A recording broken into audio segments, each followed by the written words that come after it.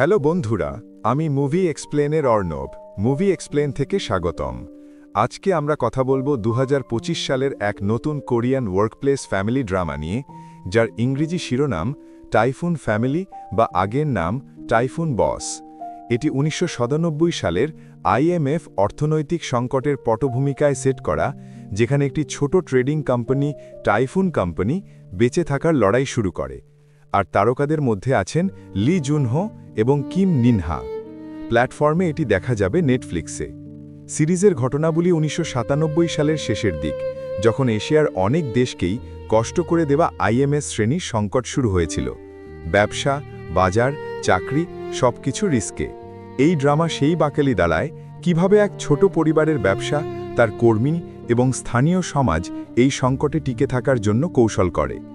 এখানে গল্প শুধু বাণিজ্যিক কৌশল নয়, মানুষের সম্পর্ক, নৈতিকতা, দায়বদ্ধতা আর লয়ে হারার ব্যথাও দেখানো হবে, যেখানে রোকে না গেলে ব্যক্তি কিভাবে বদলে যায় তারাও দর্শকের সামনে উঠে আসে।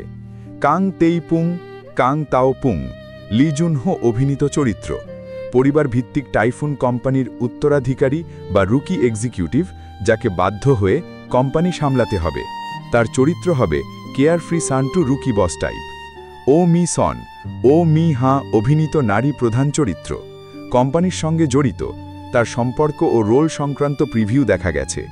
সমর্থক চরিত্র লিস্ট সং ডং-ইল, কিম জিয়ং, কিম মিনসাক, মুজিন সাং প্রভৃতি, যারা পরিবার, ব্যবসায়িক প্রতিদ্বন্দ্বী এবং কর্মী হিসেবে গল্পে গুরুত্বপূর্ণ ভূমিকা রাখে।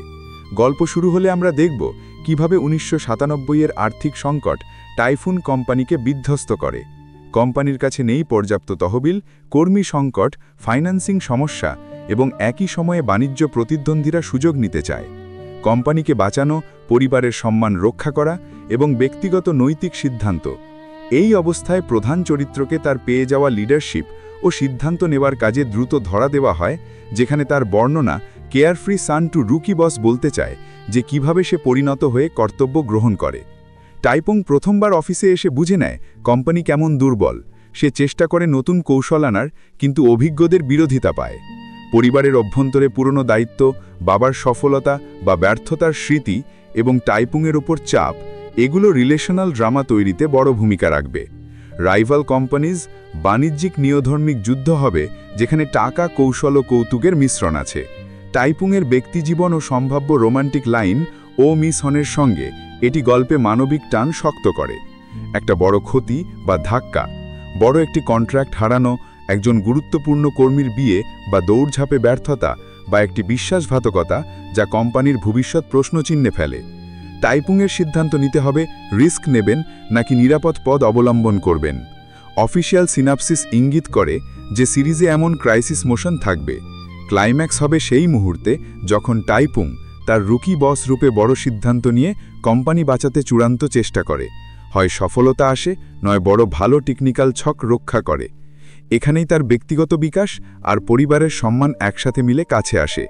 সেই অংশে আমরা দেখতে পারি কোম্পানি হয়তো নতুন সমাধান পায়, সম্পর্কগুলো মেরামত হয়, আর কয়েকটি ব্যক্তিগত তর্ক মতামত মিটে যায়, আবারও পরিবার ও কাজের মধ্যে একটি নতুন ব্যালেন্স তৈরি হয়। এখানে দর্শককে দেওয়া হবে আশার বাতাস, কিন্তু সঙ্গে থাকে 90-এর দশকের ঐতিহাসিক স্মৃতি ও নস্টালজিয়া। এমন আরও অজানা গল্প জানতে চাইলে সাবস্ক্রাইব করে রেখো, কারণ পরের গল্পটা হতে পারে তোমার কল্পনারও বাইরে।